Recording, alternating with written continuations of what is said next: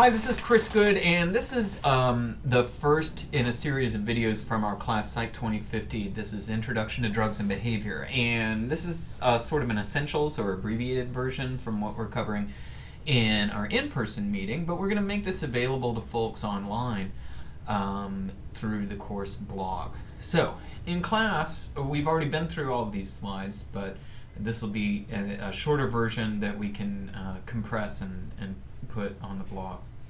So we started the week by introducing me. I'm Chris Good, and I have a BA in psychology from Wake Forest University.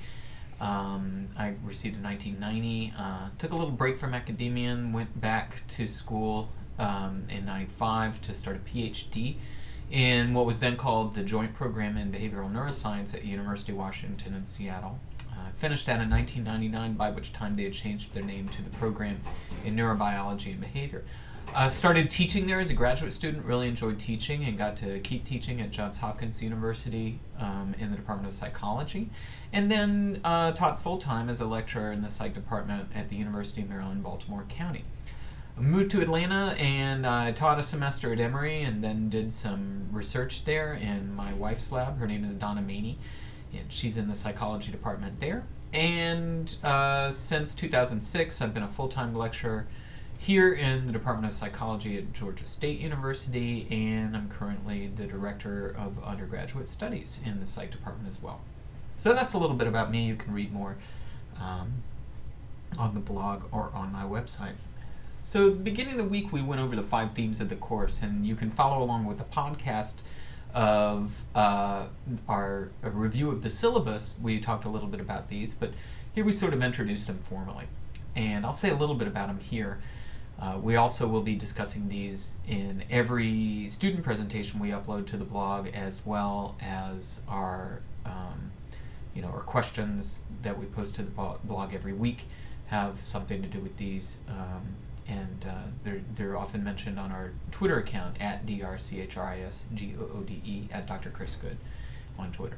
So number 1, drugs are drugs. So what we mean by this is that, despite the campaigns to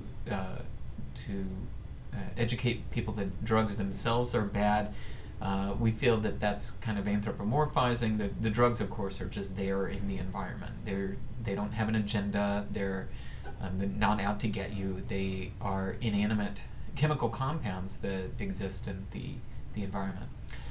Sometimes bad things happen when people use drugs. Sometimes good things happen when people use drugs. It's sort of like drugs are sort of like hammers. You can pick up a hammer and hit somebody over the head with one, or you can use one to build a house for someone. But the hammers themselves don't have an agenda. To demonize drugs, I think, leads to this false hierarchy where, if drugs are bad, then some drugs are worse than others, and there are drugs that are a little bit bad, and then drugs that are worse, and drugs that are worse than that. And I urge you guys to comment on the blog about what kind of hierarchy of drugs that you've learned about in your life. Number 2, nothing is safe.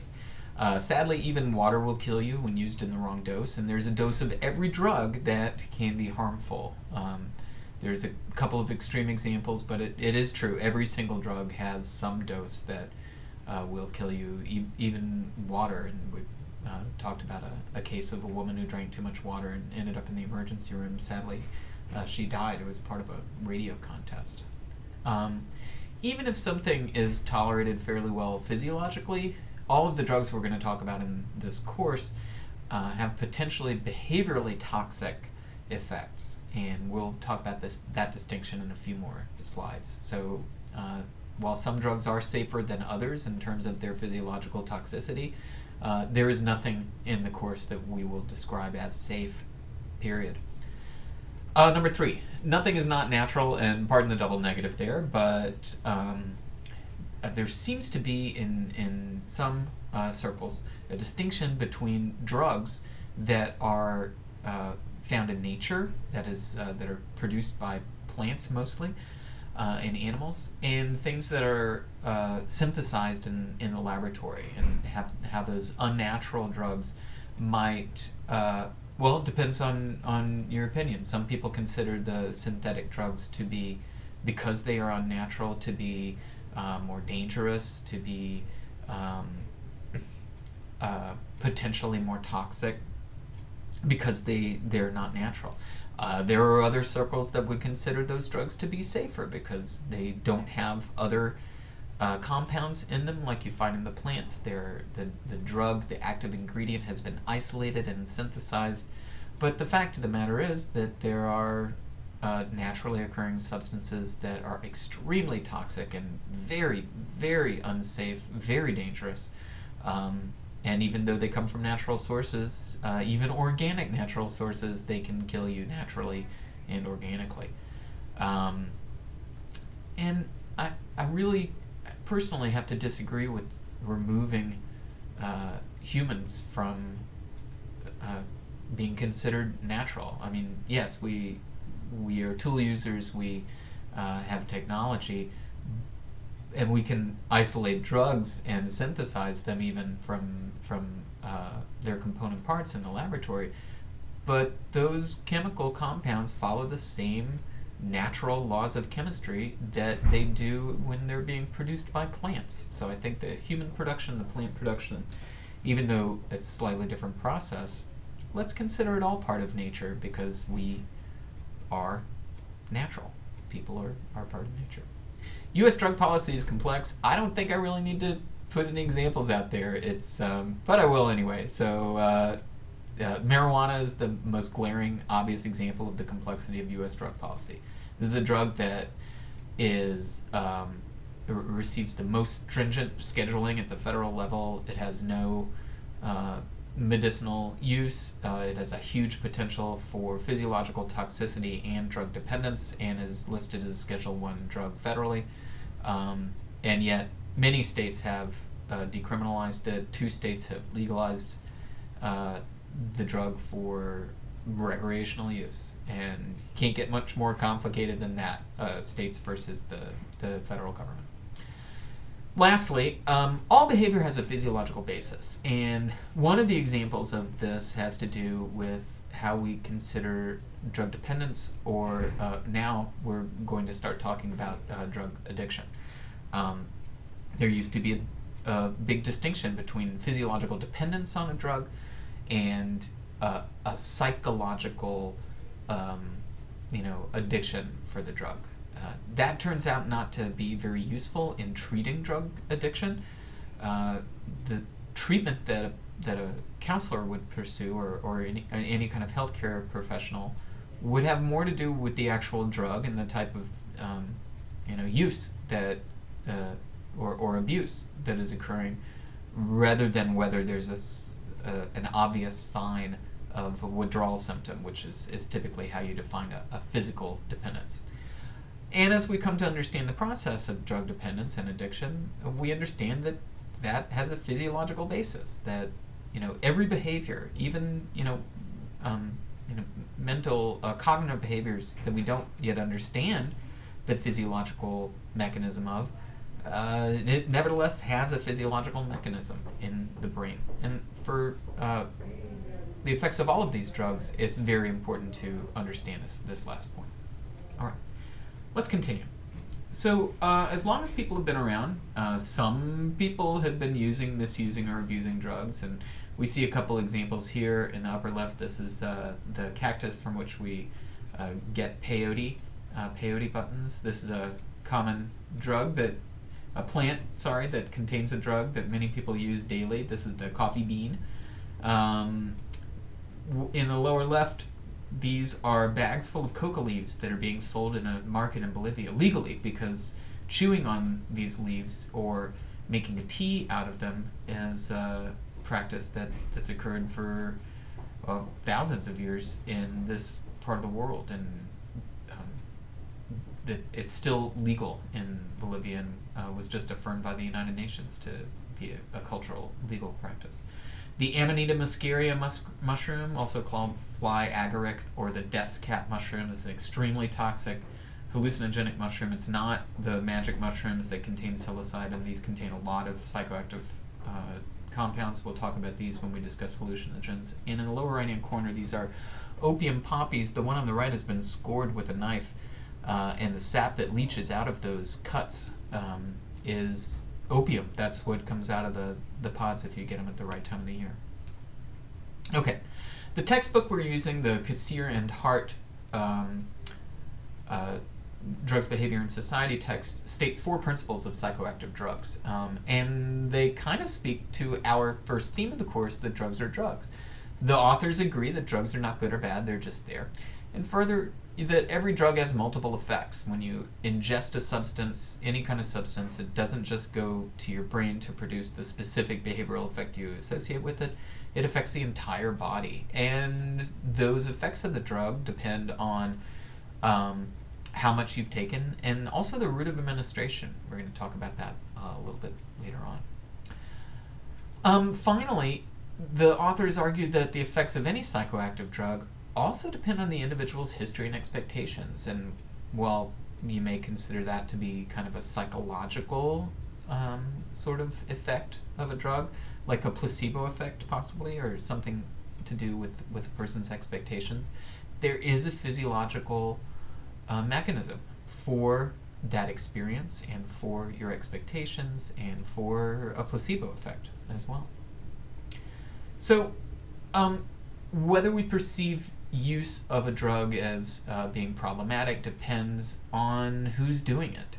Certainly no matter what your feelings on drug legalization, there's probably an age of a person below which we would all agree should not be using any drugs in a recreational sort of way.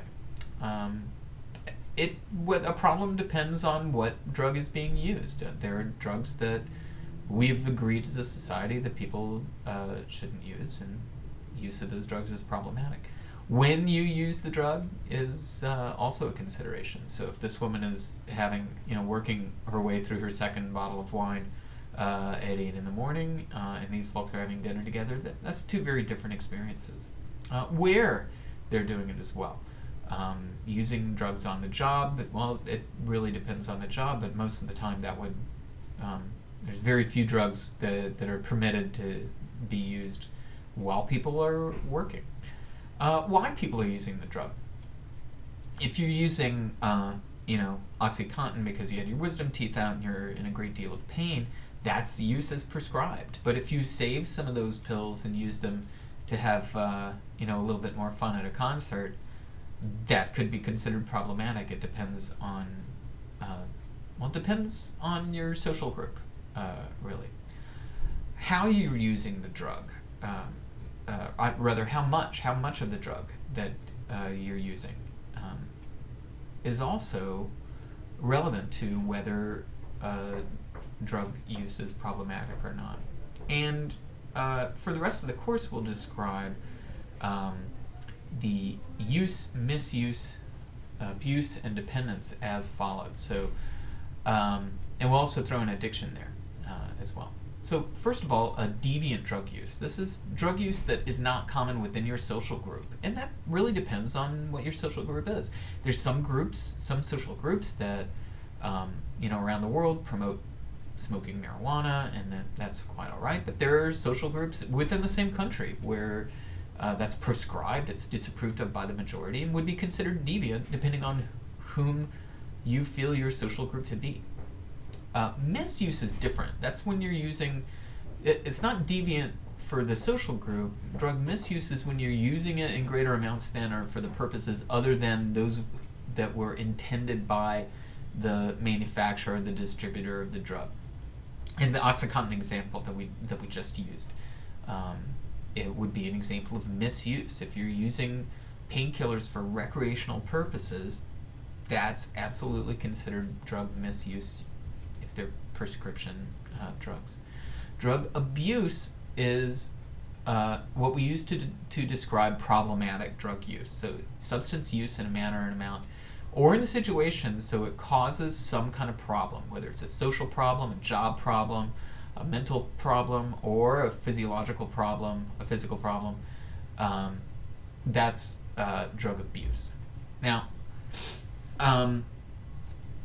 this idea that there is a physical addiction that is distinct from some psychological addiction has been a problem in diagnosis for a long time. And up until very recently, the Big Book of Mental Disorders, the Diagnostic and Statistical Manual, or DSM, which is currently in its 4th edition, and there was a text revision back in, I believe, 2001, is being revised. And these two definitions, substance dependence, these two diagnoses, substance dependence and substance abuse, are being changed to substance use disorder. And that incorporates a definition of, or at least the last draft I saw incorporates the idea that there are drug addictions, and it doesn't matter whether they are physical dependence or a psychological, craving for the drug. And even these older definitions really get at that distinction, really disabuse that distinction between the physical and the psychological. So currently then, until the new edition comes out, there really are these two definitions. Dependence means that in the eyes of a clinician, in the eyes of a trained clinician, there is significant impairment due to substance use that results in 3 or more of the following in the same 12-month period. And they're listed here. I'll call your attention to a few: the tolerance and withdrawal, taking more of the drug than was intended or using it for longer than intended, unsuccessful efforts to cut back, spending a lot of time trying to get the substance, problems in the job or social life or even recreational life that result from substance use. Or, and this last one, continuing using the drug even though you know there's a problem that's caused by or made worse by the substance. So if you've got only just 3 of those in 1 year, then in the eyes of a clinician, if it's significantly impairing you, that's substance dependence. Let's contrast that with substance abuse, and these are not mutually exclusive. You can have both of these or one or the other. Abuse is a maladaptive pattern, and again, this is leading to impairment or distress in the eyes of a clinician, a trained clinician, and you really only need one of these in the year. So if you have substance use that's recurrent that prevents you from fulfilling your obligations at work, school, or home, if you are using a substance recurrently in situations where it's hazardous, if you have substance-related legal problems, including just using an illicit drug and getting caught, or using it continually even though there's a problem that's social or interpersonal that is caused by or made worse by the effects of the drug. So again, these two, abuse and dependence, are being sort of condensed into substance use disorder in the latest edition, and that's still being discussed. Just a few more slides.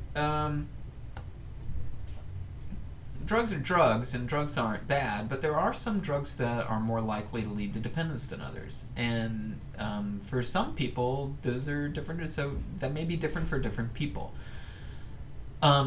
Drugs that reinforce the behavior of laboratory animals. So if you give an animal access to a drug and then make it sort of work for it, those drugs that animals will work for, laboratory animals will work for, are more likely to lead to dependence in people than drugs that animals won't work as much for.